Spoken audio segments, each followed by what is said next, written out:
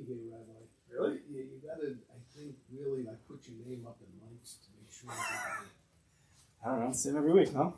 I understand, but sometimes people get for lunging. Aha. Who's that? Any more bitachon, no?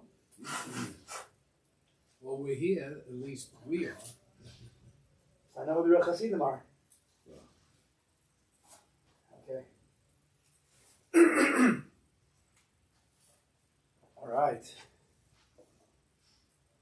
See what time of the year it is. It's dinner season. 70 and sunny. 70 and sunny. All right, amazing. Okay, let's get this. Okay. Let's get started here.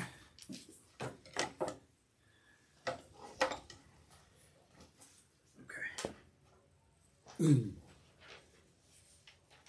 Let's just do this. Okay. Okay. Good morning, everybody. So we started on page 213 last week. 213. Yeah. We go back to go forward. But before we even get really into the sugya with the words of the Chavos Avos, I want to give a little bit of a Hakdama that I just quickly jotted down this morning, and hopefully that will send us in the right place. So we're going to talk about relationships. It's a big sugya in the world at large, in our lives. We're constantly involved in relationships, all types of relationships. Here we're going to discuss about relationships with people. And you got a relationship with food also. You have a relationship with your car, you have a relationship. Everything has a certain level of relationship. Relation, right? I don't know the exact, what the Latin source of that word is, relation, to be in contact with, I don't know what that may be, but we get the basic gist. So in terms of people, okay, the level of relationships are not all equal, right? We have many types of personal, social relationships.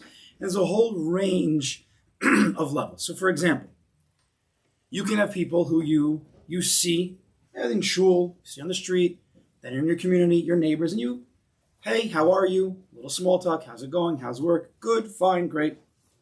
Is it a relationship? Certainly it's a relationship. Deep? No. But you're nice, you're courteous. Now you go deeper. Okay, we're not going to go through every single level, obviously, but you go a little bit deeper. Then you have the true friends, or a level of friend where you're in contact with them more, you speak with them more, sometimes you hang out a little bit. There's more of a relationship. And within the world of friends, you can have closer friends and friends that are not as close. Yes? Very simple. No chidushim here. You go even deeper. You can have a relationship between you and a Rebbe. That's a little bit deeper. Again, depending on your relationship with the Rebbe, but it can be deeper than with you and friends. You might discuss more. You might be a little bit more open with the Rebbe than with your friend. And sometimes you might be open more with your friends than you are with your Rebbe. Yes? You go even deeper. You turn into the world of the family. Kids is usually, should be, I think, a deeper type of relationship. The potential's there. Than even with your best friends. A relationship of blood, you and a child and you. It has the potential to be much deeper than even with friends. And then we'll say the highest in this is a spouse. So husband and wife relationship, again, should be, it's not always, but it has the potential to be the deepest relationship.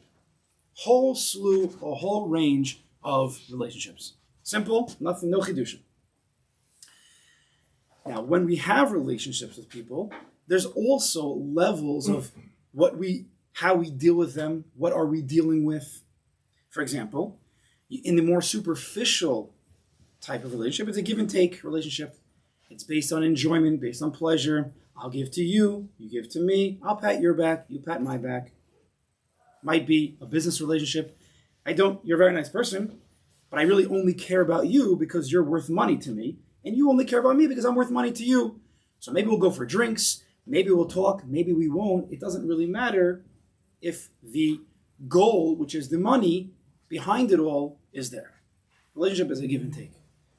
If you go a little bit deeper, again, there's many, many levels. We're just giving basics.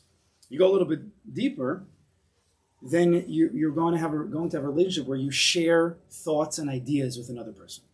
I'm not going to share my thoughts and ideas with some client that I just, want to make money with.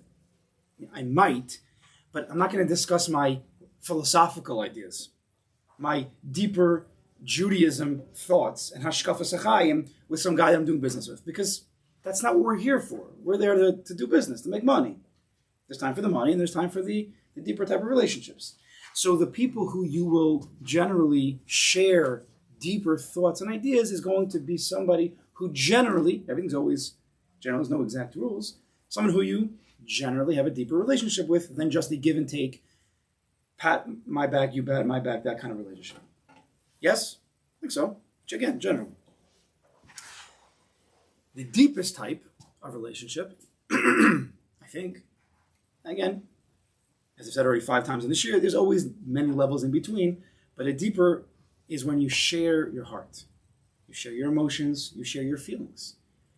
And I'm not just saying, not simply you tell your best friend, hey, look at this accomplishment that I had that made me happy. Here, let me share my enjoyment.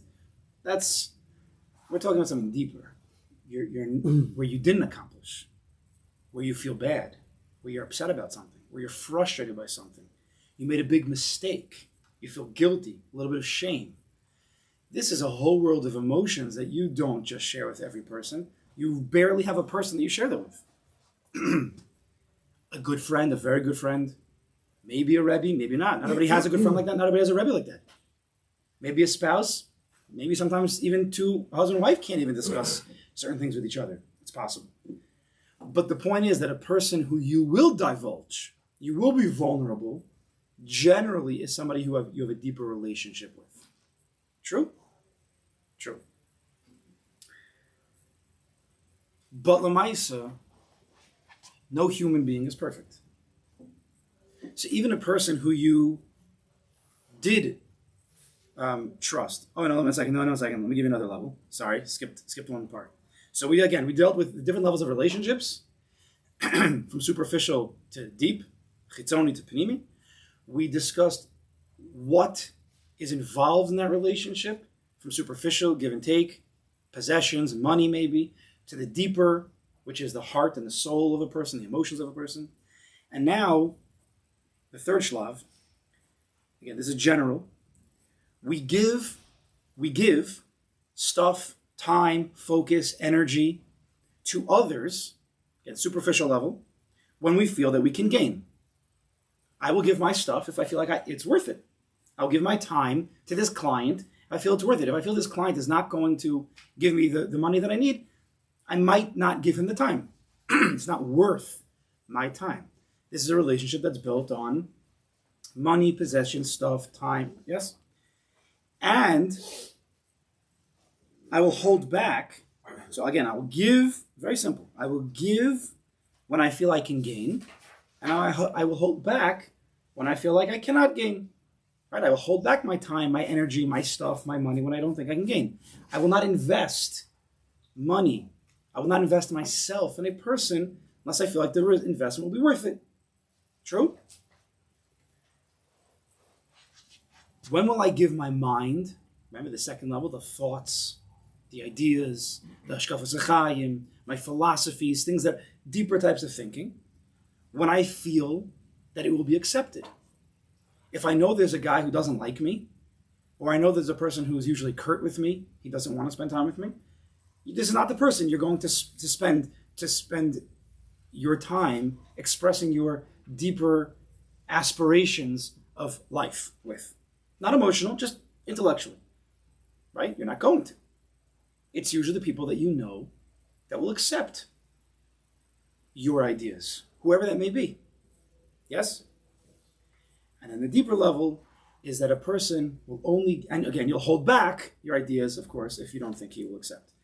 We will give our heart, and this is the last level.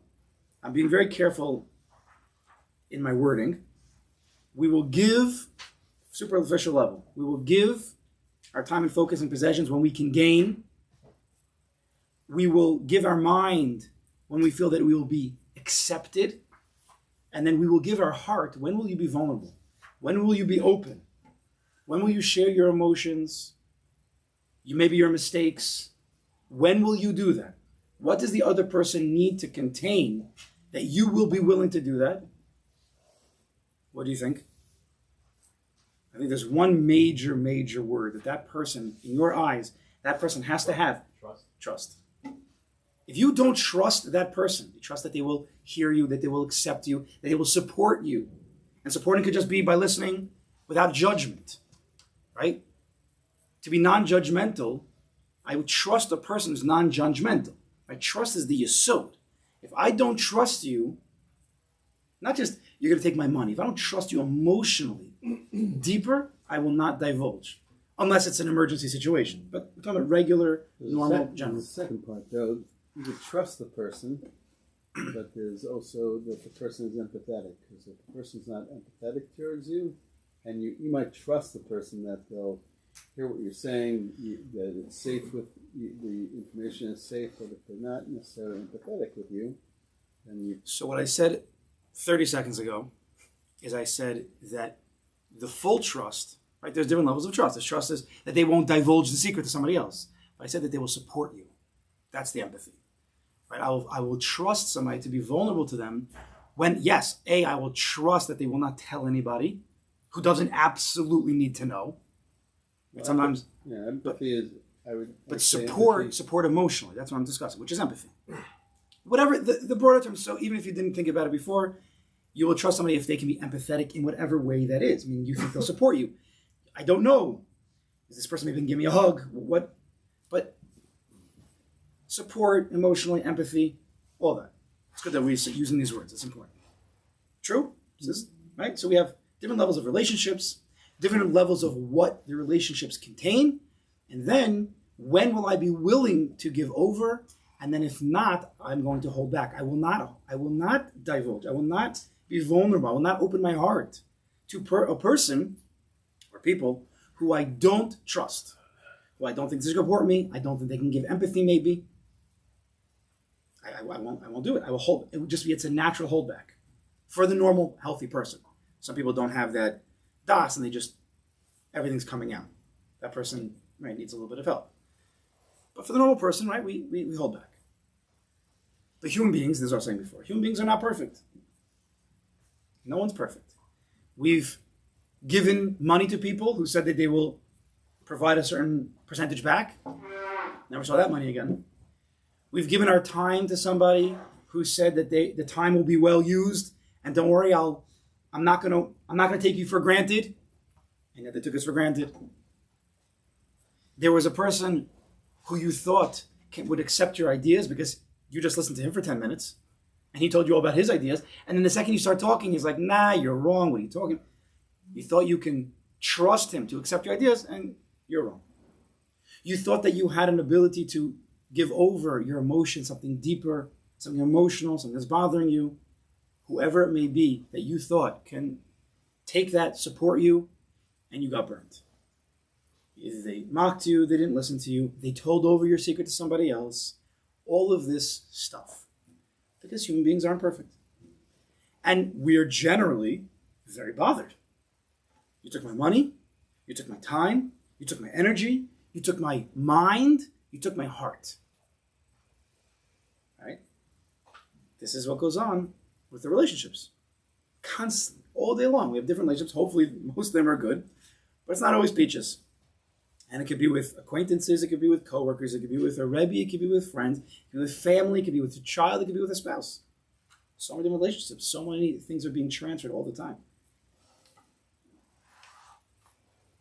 And we hope that everybody acts as we expect them, and we hope for them to act. But it's not always like that, because human beings are not perfect. And not every day is sunny. And not everything goes our way. It can't. It's impossible. There's no such thing like that. But what do you do? So a person who's a thinking type person and has been burned once or twice, now he's holding back a lot. He doesn't trust people.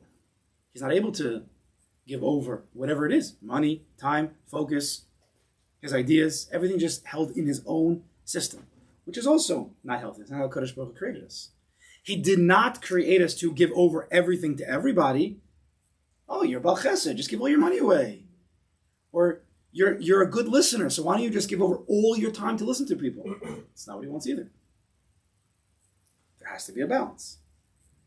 But depending on the person, depending on his situation, depending on his past history, some people are holding back because of past traumas. And trauma, I'm using a very loosely. Trauma could be, I gave money to an investment. The guy told me he's going to get 10%, and I got back. I got back 10%. Oh. I only got back 10%. Very good. So that's a trauma. Then you got very bothered. You lost money. Then you got into a fight with your wife because of it. Then you got yelled at your kids because you're stressed and you're angry. Just craziness. Now it became a traumatic situation. It wasn't just you lost money. It became a world event in your life. We all have this stuff. In we'll call them skeletons in the back of the closet. That's the lotion, right? We don't really know that they're there until we get triggered. And even when we get triggered, we don't even realize what the trigger is and where it's coming from. I can't do this. I don't like this person. I don't want to talk to them. You don't even know why. I can't give over my heart. Do you know how many marriages are having problems for this idea, this one thing? And it's no one's fault necessarily. They each grew up a certain way. They each had, again, trauma very, very loose. If there's a better word, tell me. Disappointments. Let's use that word. This trauma's like, it's one of these words that's been like just dragged through the dirt and no one even knows what it means anymore. Disappointments. Very simple word. People have been disappointed. That's it, simple. Disappointments. If they build and they build and they build in the psyche and the heart of a person, you become a person who's not able to give over. Whatever it is that you can't give over. Some people can't give tzedakah because they got, quote unquote, burned. Because they found out that guy wasn't so poor after all. Whatever the situation is. So what do we do? A, how do we prevent such a thing from happening? And what happens if things have already happened? What's one of the tikkunim? Now, this is not a therapy session, even though in Panemius, there's plenty of therapy. That's where all true therapy comes from. If we know how to take from the Panemius HaTorah, if we understand the Nefesh, Ruach, Neshama, if we understood the four Lamas, if we understood the Partu, if we understood the whole world and the spheres, which is the basic building blocks of who we are, we could understand and create a Torah therapy. But one of the greatest gifts that we've been given and the tools to be used in all these situations is bitachon, obviously, right? Bitachon. Trust in the Kadosh Baruch Hu. Now we have bitachon. The koach of bitachon could be used in people, right? I have to trust this person to some degree. That's the lashon we use. I trust this guy that he's not going to take my money and run with it, right?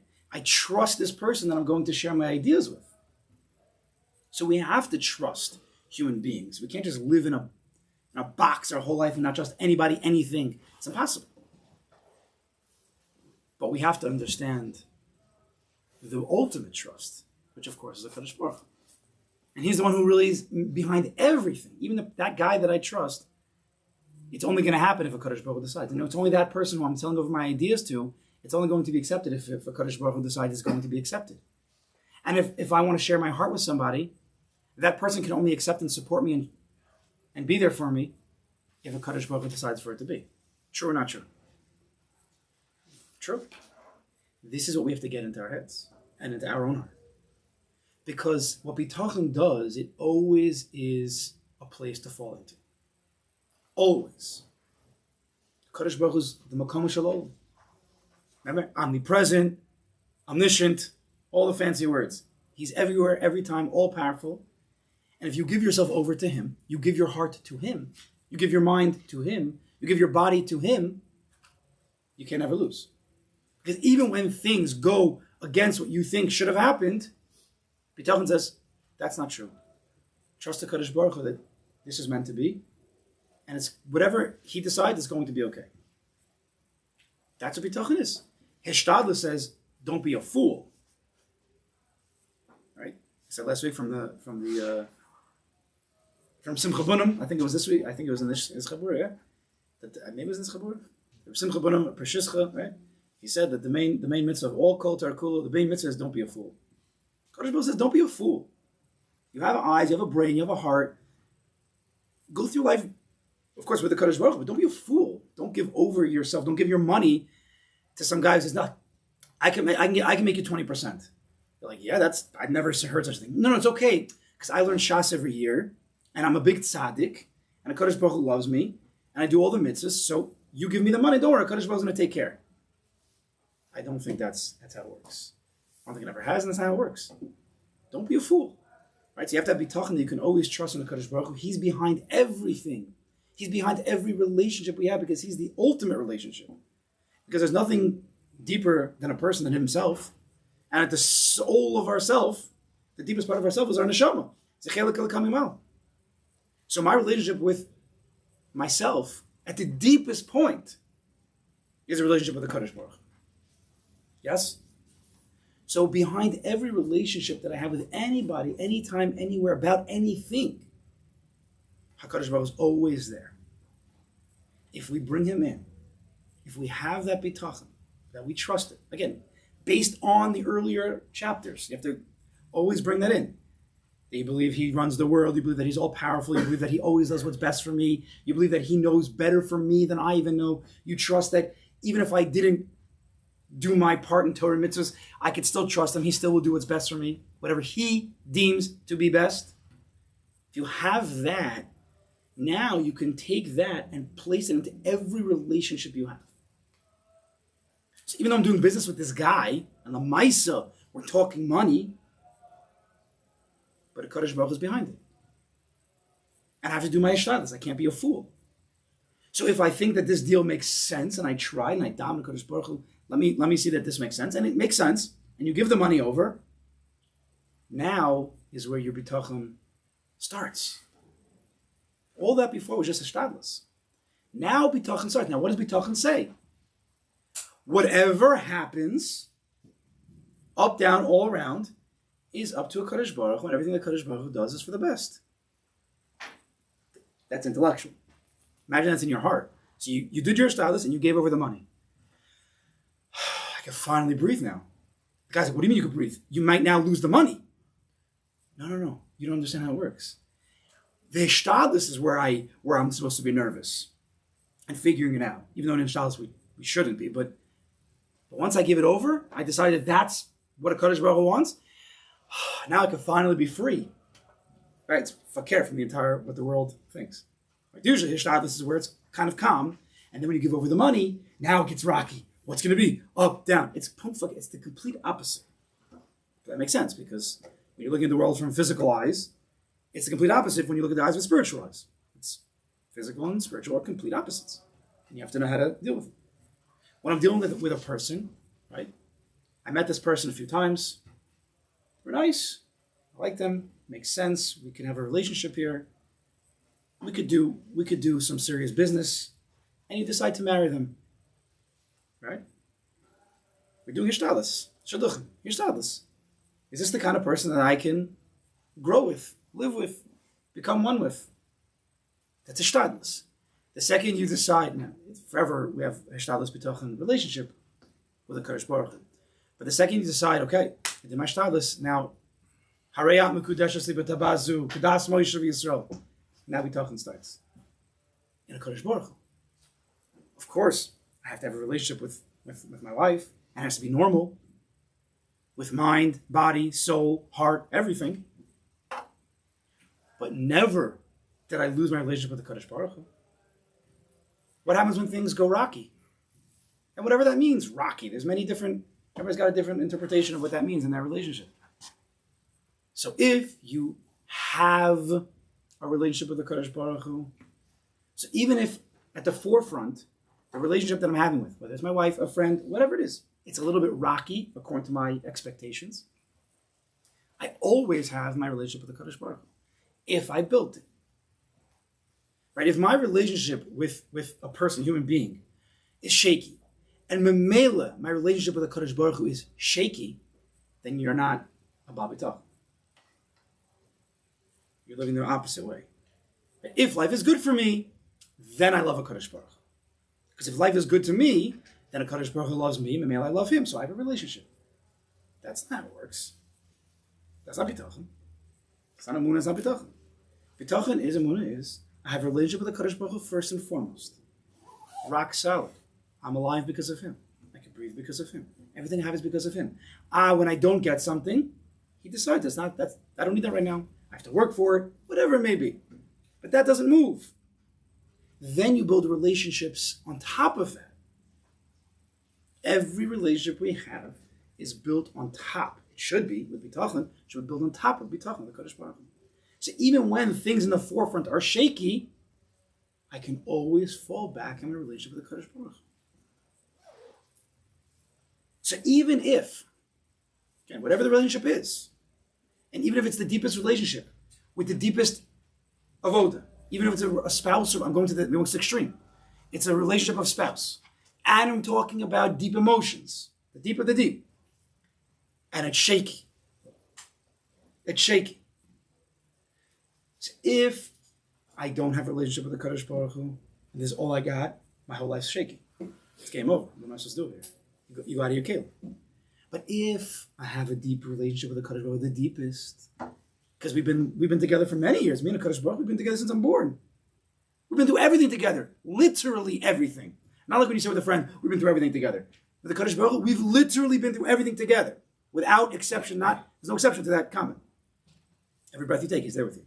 Nobody's like that. Everything that you see, Kadosh Baruch Hu is there with you. Nobody can say they're there with you that much. True? So if you have built that relationship, and that's what we're trying to do with Shaar habitachon. So it doesn't matter how shaky all these other relationships are, I still have a Kadosh Baruch Hu. And if you have that rock, the tzur, Kadosh Baruch Hu is the tzur. You have that rock that's solidified. It's kavua, takua. It's like a peg that's driven into the ground. It's a yesod. We have big buildings. But if that yesod is deep, deep, deep in the ground, all the top layers could be shaky, but that yesod's never going to move. And not only does that let me be able to live life, but then I can handle the relationship at the forefront that's a little bit shaky because I have a kaviyas that's holding me. I'm anchored. Even though the boat is going up and down in the waves, that's why we have an anchor, right? It's a mashal for Kadosh Baruch Hu.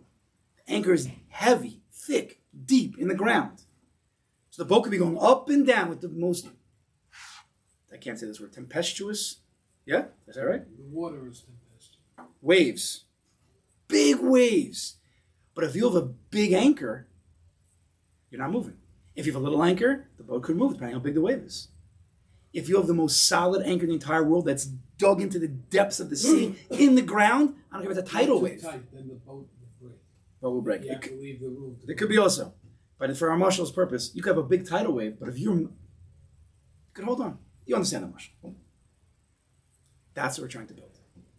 And then all of our relationships could be so much better, so much more pure. We can make better decisions. Sometimes we make bad relationship decisions because we're in an emergency situation. I have to befriend this person, even though he's a shiesty guy. Why did I befriend him? Because I want his money. I don't befriend him because I like him, but I need money. So this might be my avenue to get some money. So I befriend this person and we schmooze and we get some drinks sometimes, and he takes me to his favorite places. That's good for the neshama, right? Why? Because you're nervous. Why? Because you don't have any money. Not having money makes you nervous. So you make bad social relationship decisions.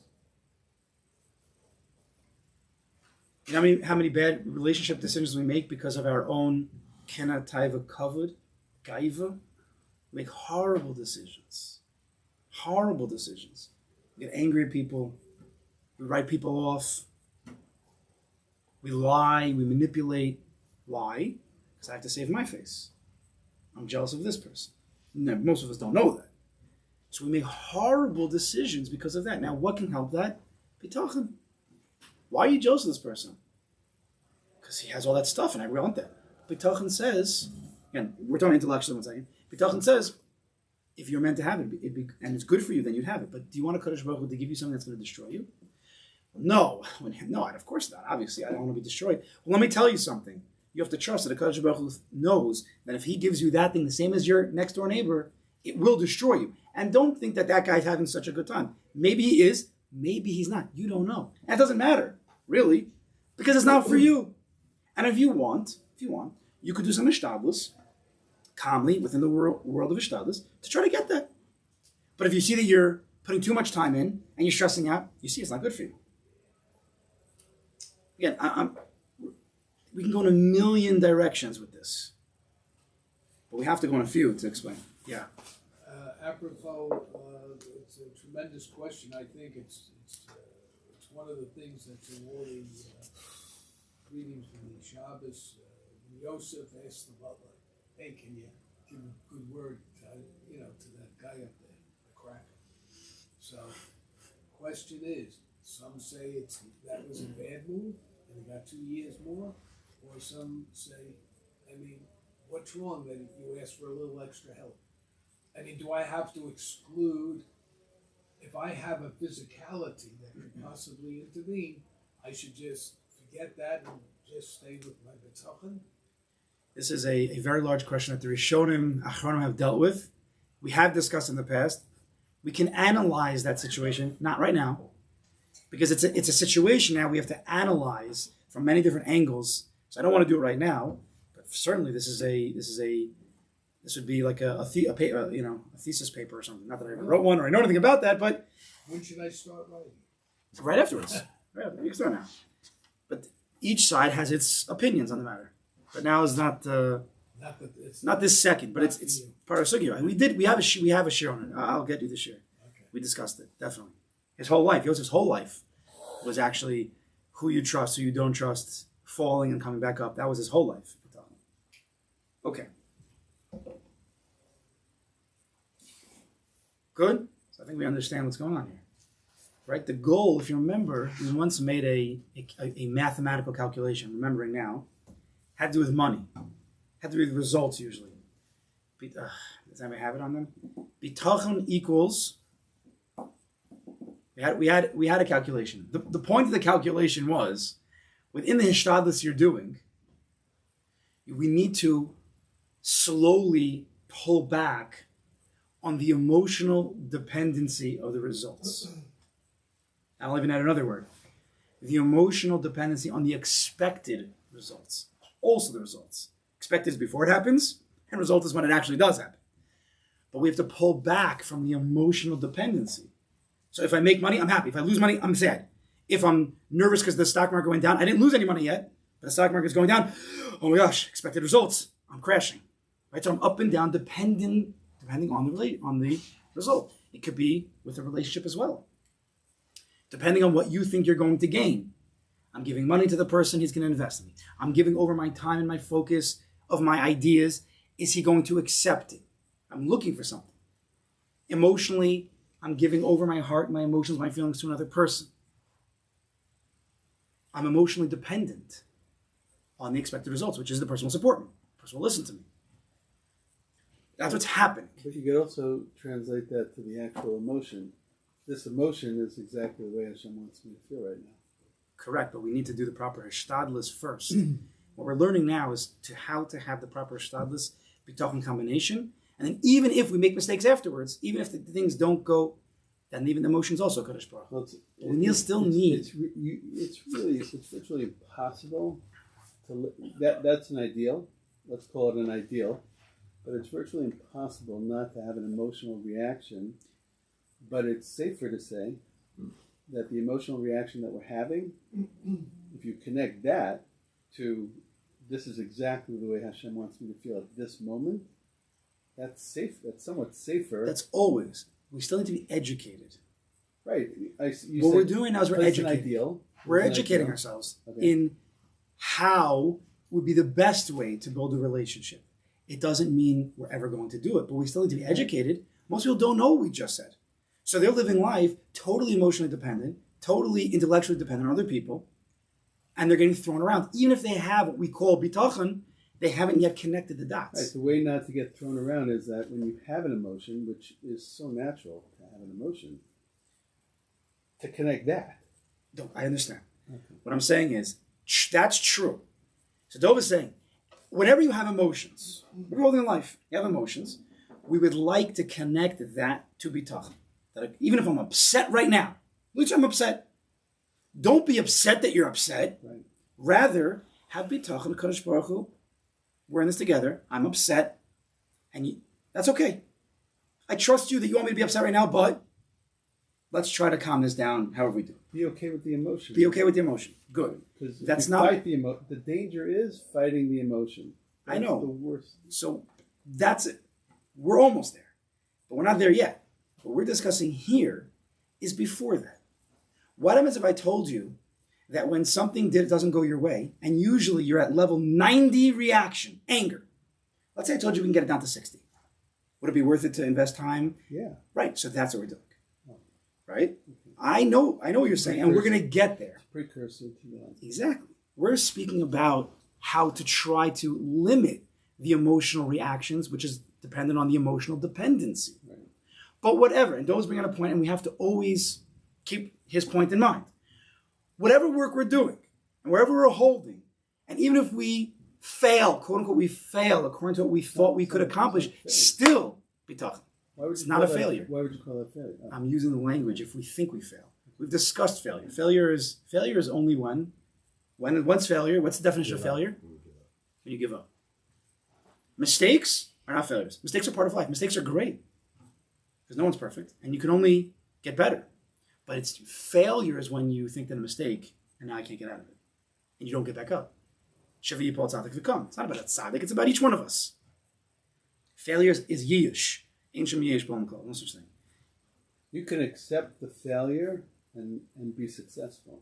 So that's called, then it's called a mistake. It's not called a failure.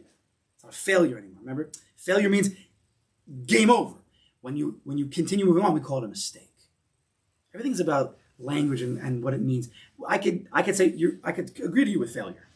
Yes, failure is you can accept the failure and you can move on. You could say that.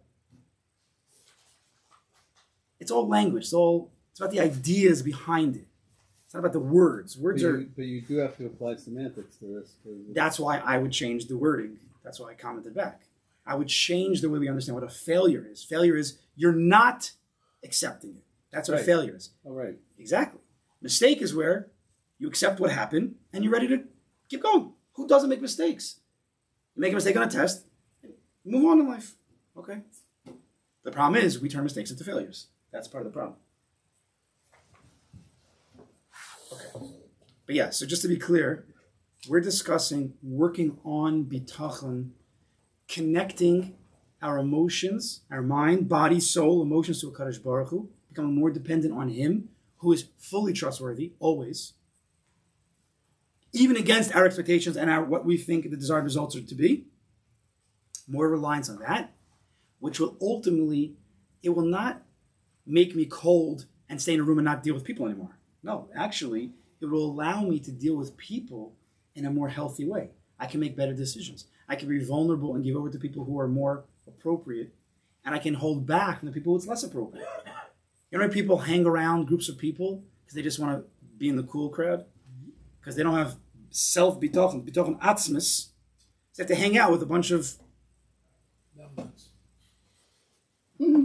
Couldn't say it better myself. But I did say it. With people who they shouldn't be hanging out with. Say crackers. Crackers, yeah. This is happening all the time. I watch it in shul, I watch it. This guy shouldn't be with these people, but they make him feel good because he's part of the crew. No, you have to, if I can interject, I guess I can. You can do whatever you want, clearly. But what I found, maybe other people here have done it also, when you look back when you were in the 6th or 7th grade, using that as the stepping stone of each year, you look at the people who were supposedly, as you would say, the cool crowd, and then you look at them 20 years later, by the time they're 25 even. I've done it, and 90% of them have ended up on the wrong side of the stick, either dead, druggies, right? So doing nothing, unmotivated. That's and the guy that you saw with that. Whatever. What's that plastic thing with the pencils? This guy, he's killing it. Some major company. Good, true, and that's one way to intellectualize and help you make better decisions, and it's true. But we're going with a different approach. We're going with a more wholesome, that it's never dependent. Because sometimes the cool guys do make it. Sometimes the pocket protectors guys don't make it. It's never guaranteed, but bitachon's always guaranteed. And the more you give yourself over to a Kadosh Baruch Hu, through thinking, through davening, through real connection, going back to the 7 conditions of a relationship with the Kadosh Baruch Hu, talking to him, speaking with him, connecting really deep, automatically you're not going to put as much of yourself into other people. That doesn't mean you're not going to give over your heart. Adarabah, you'll be able to be more vulnerable to the right people because you're not basing your entire dependency on this person. We hold back because I'm nervous. I don't know if I can say to this person, even though I should say to them. You could have a person who's going to a therapist. I'm not pro or pro.